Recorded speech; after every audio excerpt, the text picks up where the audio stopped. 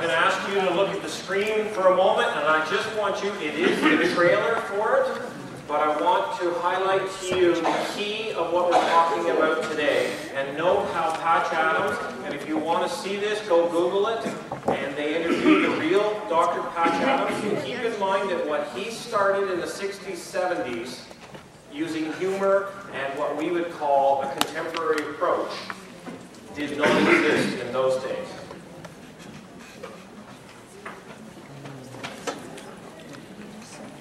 It's our mission to rigorously and ruthlessly train the humanity out of you and make you into something better. We're going to make doctors down here.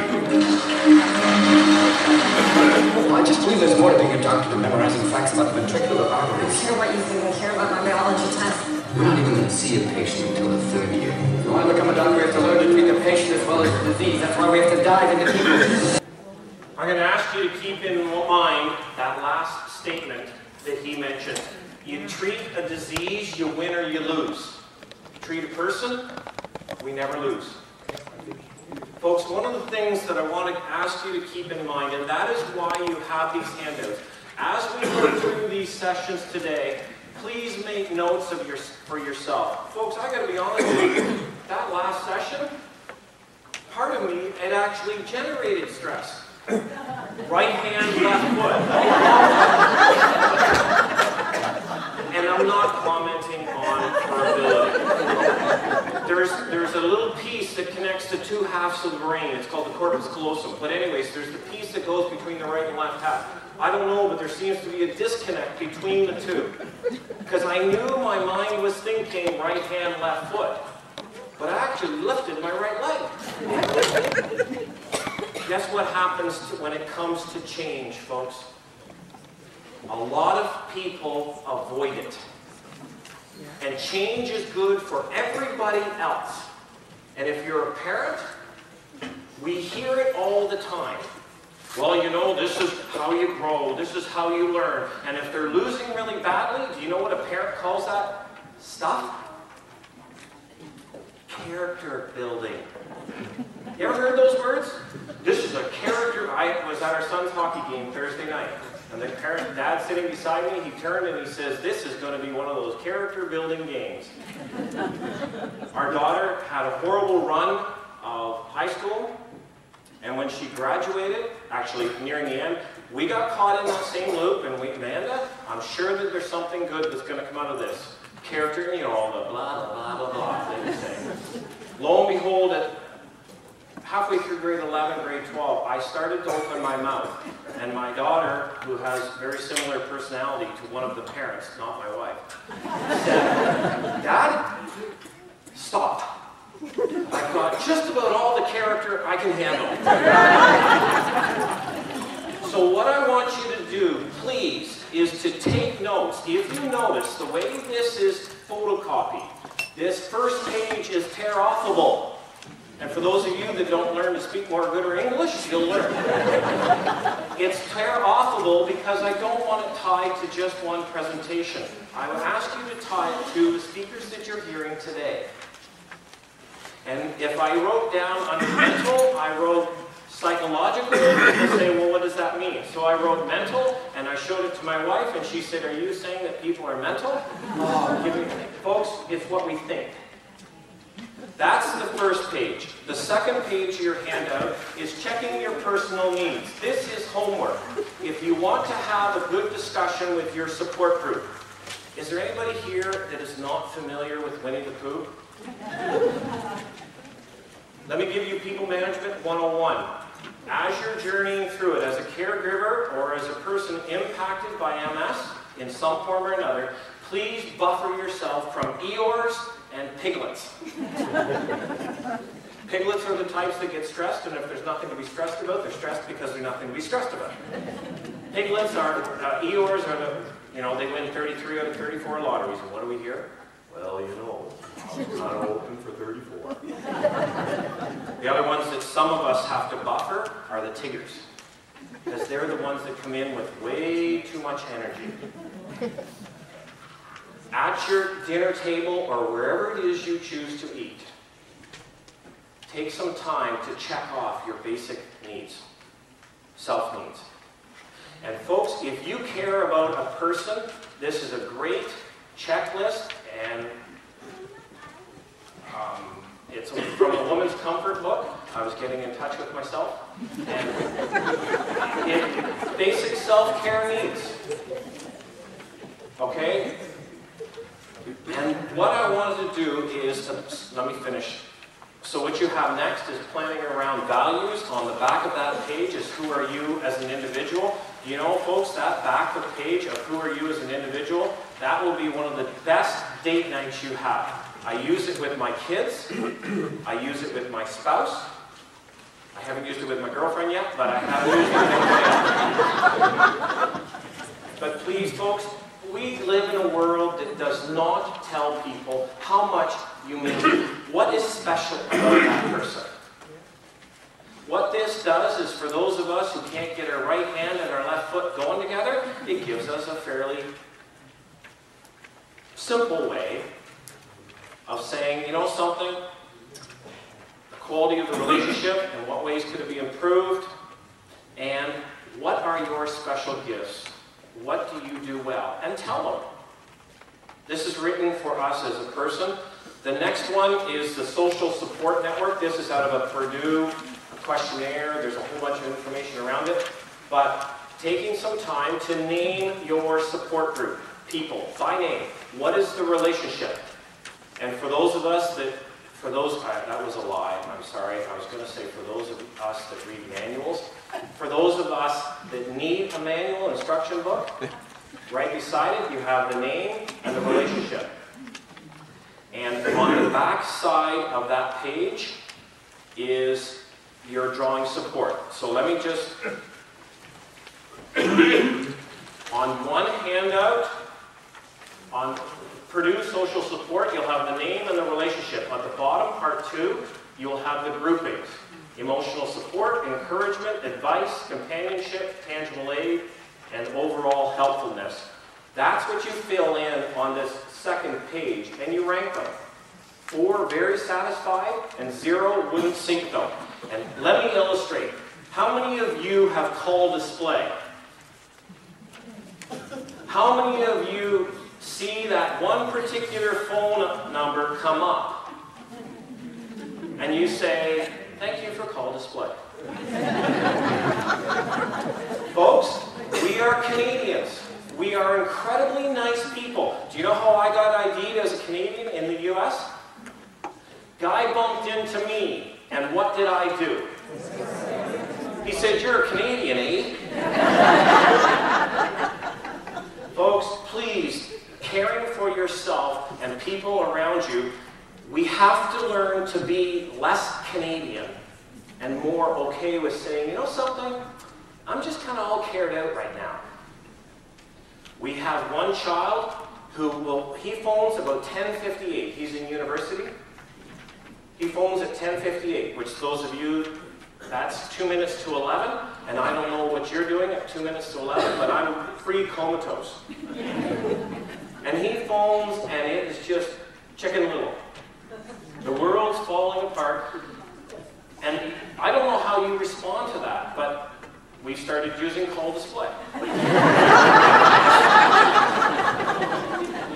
So what you have next are, this is being recorded for training and quality purposes. You will have to edit parts of this.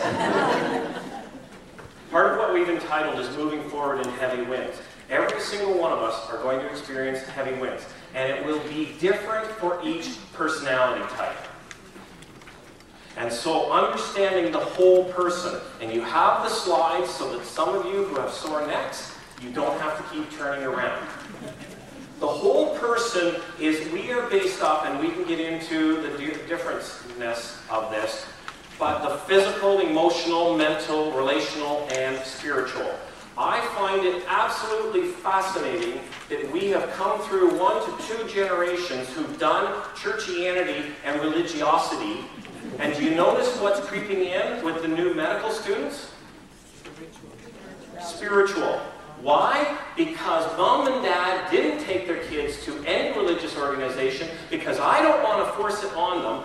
Young people are hungry for it, they're open for it, and they're not saying, I'm against this. They're saying, I don't get it.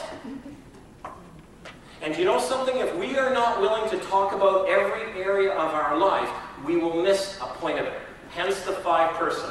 That is why in your first page of your handout, you have those 5 basic groupings. Some areas you will be really strong in, I can guarantee it. Others we will stink in. So, what we want to do is illustrate on this slide. First thing that we can do is target behaviors. Do you know what this is called in the workplace? Performance management. Most performance management models are based more on how well the personality of the evaluator fits with the person being evaluated. If you want to use a psychology term, it's called Pavlov. Parents can get their kids to do exactly what they want them to do when the parent's watching. That's poor parenting, by the way. The next ring are values. The values dictate 99% of our behavior. Cultural values, personal values. How many of you have had to make a choice at one point in your life or another where you needed to decide to do the right thing or come across disloyal to that other person? Some of us. I got an email from a guy and his comment was, John, you know, you've kind of highlighted the real question. I got to choose between loyalty to so-and-so and doing the right thing. Well, Glenn, we got a problem. Most, if not all, of our values are shaped by our beliefs and thoughts. What's the statement, the key quote from the Pirates of the Caribbean? Rules are more like guidelines. Besides, we're pirates anyways. That's a belief statement, folks. If I think that telling the truth, it applies to my kids and they catch me. You know, a perfect example of that is a mom invited all the women over to have a nice social time. She was new to the neighborhood, got meeting with them, connecting with them, and she got the food out and she said, sweetheart, her little daughter came in and all purdied up and said, sweetheart, why don't you say grace? Okay, Mom, what should I say? Well, just say the last prayer that Mom said. Oh, okay. Okay, let's bow our heads. Dear God, why did I invite all these people over?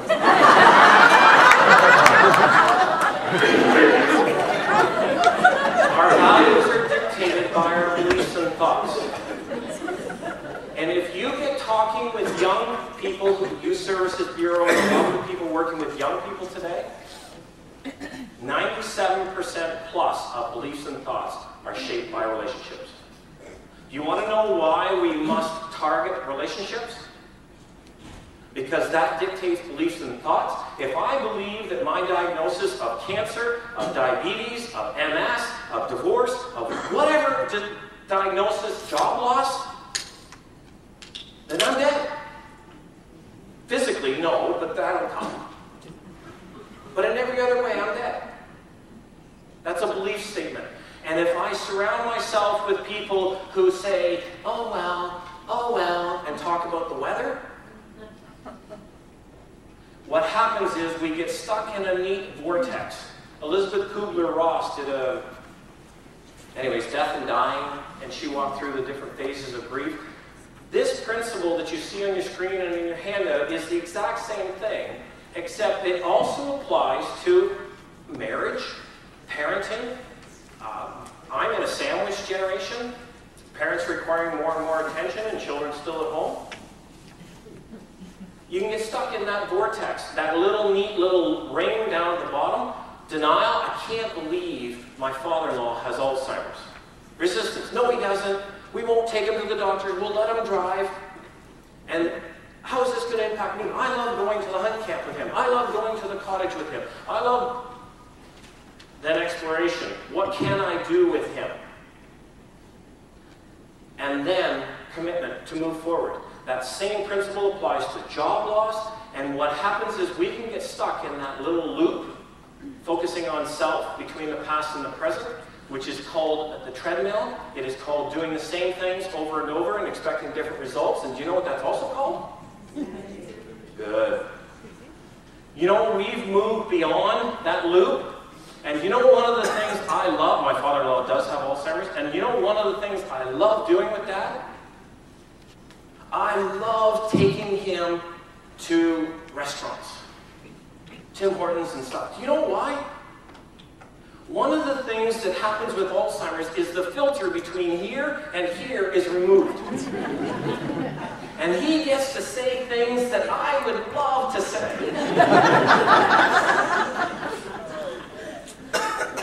Which only embarrasses my wife, by the way. The two slides that you have in your handout are the key of what we want to talk about. Control and no control, things that are under our control and things that we cannot control, and taking action and having no action. What happens is, in those two quadrants, or the four, but in the two, effectiveness and letting go, what happens is the other two, if we try and take no action over something that we can control, it is giving up. The flip side is just as true. The action, taking action over something that we cannot control. How many of you have tried to help somebody who just will refuse to do something for themselves? Okay, so you know that taking action over something we have no control over quadrant. Those two things are the exact same thing as having a virus on your computer. The difference is, it's this computer and not something on your lap or on your table. And when we try and help somebody, or when we take no action over something that we can do, we let the virus take over the hard drive. And we start what's called emotional thinking or irrational feelings. This is a very simple graph, and we want to move to the bottom level of this. This is by a book, Why Am I Afraid to Tell You Who I Am, by John Powell. Cliche. I'd like you to note on the first part of that is, and I just wreaked havoc on the camera, I apologize, but on the degree of transparency, that peak that you see, I can talk about the weather and it tells you nothing about me. Number of people, I can do it with all kinds of people. I know the arrow's aimed in the wrong direction, but trust, commitment, and relationship or friendship increases the farther we go down. The next layer is the fact. Sharing what I know. It tells you a little bit more about me, but even fewer people are interested in what I feel. I skipped ahead. Opinion is sharing what I think. Even fewer people are interested in what I think, but it tells you more about me. Sharing what I feel. Even fewer people are interested in what I feel, but it tells you more about me. And the last level in Powell's book is transparency. That is sharing who we are. Almost nobody cares, but it leaves very little hidden. What happens in relationships, males tend to stop at opinion. Females tend to stop at feeling. I don't feel that you love me anymore. What would make you think that? The opinion discussion is the duh conversation. The Sens, the Jays, the Leafs, the Argos. Because we're just talking about opinions. If you want to listen to it on the radio, there's a couple AM stations. That's where they make their money. I would add, and I would encourage you to add, there's one extra level to this. It is called vulnerability. And that is sharing what I need. And that takes a relationship to a whole new level. We cannot be vulnerable with very many people.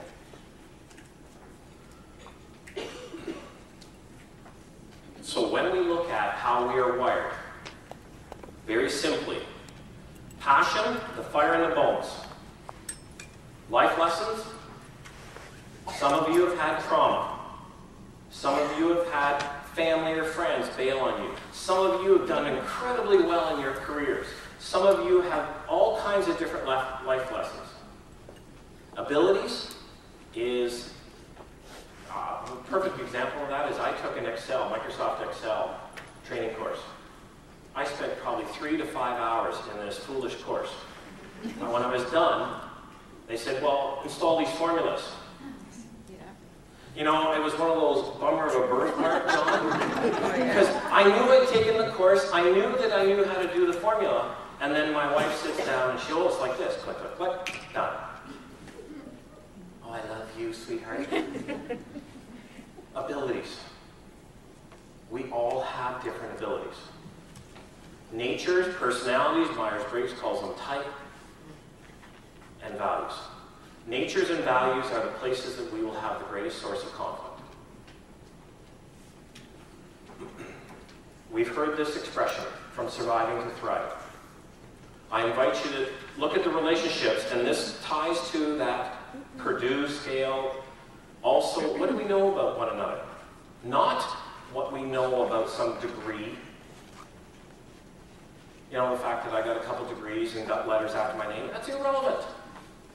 By the way, I skipped right over that, didn't I? See, one of the problems I have in my personality is I tend to be a little goal-oriented, task-oriented. So let me pause for a moment. Hi, my name's John Robertson. I was going to introduce you at the end.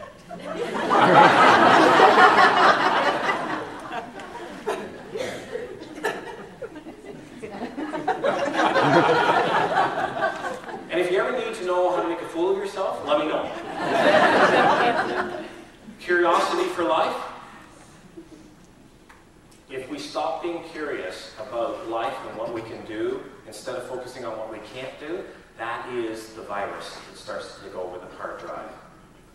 Plan for dying. If we don't know how we're going to die, then we cannot live. As far as I know, none of us are getting out of this one alive. Hearses don't have luggage racks. And if you want to see dark humor, talk to a funeral director. Where there's a will, there's relatives.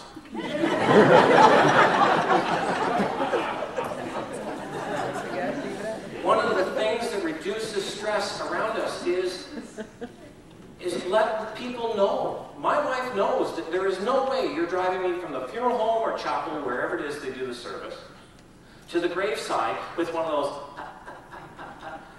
I never drove that way my entire life. Please don't dishonor me in my last earthly moments. Getting to the grave, I'm dead. Get on with it. And hopefully there's some people at my funeral. Other questions? There's 4 types of stress, and this is critical going forward. Because when somebody says to somebody like me, I'm so stressed, I say, is that a good thing or a bad thing? Stress is not, it's like money. Money is not good or bad. It's the love of money that causes the problems. Distress is the negative. And there's the general distress, you know, driving the Queensway right after there's a little skiff of rain. That's distress. That's just annoying. Eustress is the positive. Euphoric is where that comes from. It's the energizing stress. It's the stuff that the Ottawa Senators should start to experience more of. And because they don't, they experience distress. In distress, there are 2 major types. Cumulative stress, which is burnout. That's the type of stress that people do the same thing day in, day out, and don't change. Traumatic stress, or critical incident stress, is what some of you may experience when you heard the words, you have MS. And vocal sound effects. We see this often in a variety of things. Post-traumatic stress disorder, PTSD, is often perceived as a military thing. It is not. Rape victims have a higher percentage of PTSD than military. My mom worked for a cancer society for years. What spun her out? Eleanor, you have cancer. And it was the same type as her dad died of. Brought back all the tsunami of emotions. What happens with PTSD is a person's worldviews gets undermined. I've been a good person, I haven't smoked, I haven't drank, and when my father-in-law was diagnosed with Alzheimer's, this is the first thing that happened to him. He never smoked, and his father ran a grocery store, so he never drank, because Fridays the moms with the kids would come in and say, you know, Bill or John drank the paycheck away, can we get some food? Gary never drank. Now he's got Alzheimer's. A belief in a just and fair world, a need to trust others, self-esteem, self-efficacy, that is that I can actually do what I say I'm going to do. A need for predictable and safe world, spirituality, a belief that there is some kind of order to the world. What I would like to do is to get you to start thinking is when we look at implementing values, what you can do post this day is you can go home and say, that was so wonderful, and do nothing with it, which means you wasted a Saturday. Or you can go home and say, you know something, here's 1 or 2 action items that I am going to get help to implement. Hence the first page in your handout. What happens is we set up programs, and if you see the slide, that hit a wall. About 2 to 5 years later, the program is not working. The only way over that wall is to implement the value. To say, you know something, I am going to care for me. I am going to care for the ones I love. I am going to change some things in my life. What happens is the 5 pieces of change. And because of time, and I'm down to about a minute, I just want to highlight these slides to you. If you remember that first denial into that loop and back out, that's what this slide is speaking to. There's an event this day. I'm aware I need to change some things in my life.